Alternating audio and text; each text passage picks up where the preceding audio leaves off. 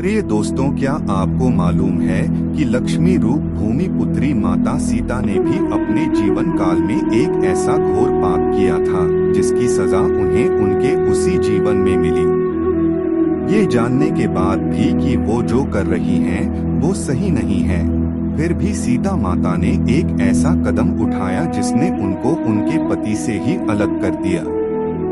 क्या था वो पाप और किस श्राप के कारण सीता माता को पति वियोग से गुजरना पड़ा? नमस्कार दोस्तों, धार्मिक वचन चैनल में आपका स्वागत है। अगर आप भी भगवान श्री राम के भक्त हैं तो कमेंट में जय श्री राम जरूर लिखें। एक कथा के अनुसार एक रोज जब माता सीता अपने बगीचे में घूम रही थी तो उनकी नजर तोते के एक जोड़े पर पड़ी। ये जोड़ा आपस में कुछ बातें कर रहा था।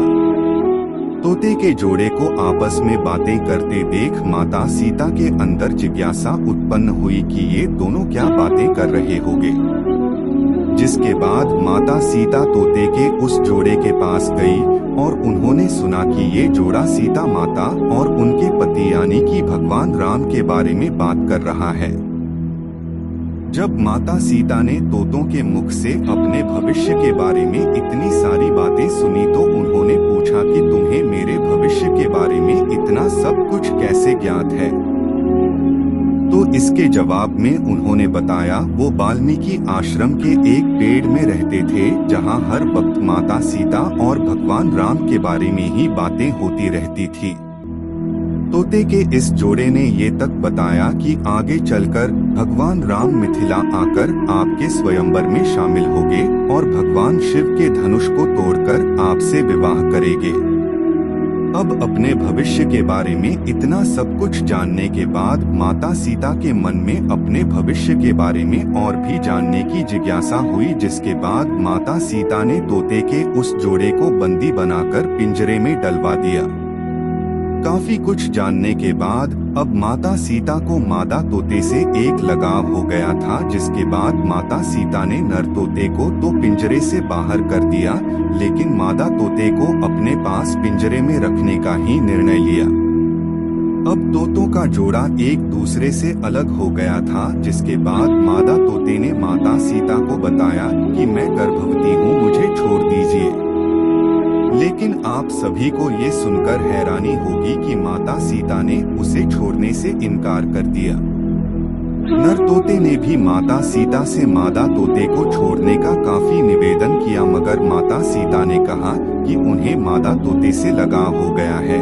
उसे वो इतना पसंद करने लगी कि अब वो मादा तोते को अपने से दूर नहीं होने देंगी। इसके बाद नर तोते ने ये तक कहा कि मेरी बीवी को खुले जंगल में हमारे बच्चों को जन्म देने दो, इसके बाद मैं वापस अपनी बीवी को आपके पास छोड़ दूंगा। मगर इस पर भी माता सीता नहीं मानी और तोते को वहां से अकेले ही जाने को कह दिया गया।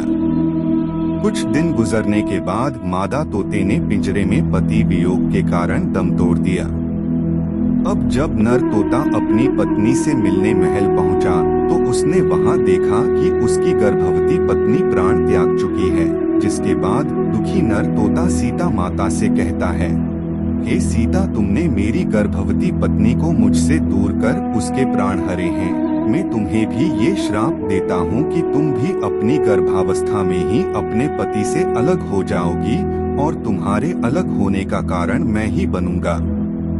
ये कहकर नर तोता वहां से उड़ जाता है और कुछ दिन बाद वह तोता भी अपने प्राण त्याग देता है, जिसके बाद वो सीधे अयोध्या जाता है और धोबी के रूप में जन्म लेता है।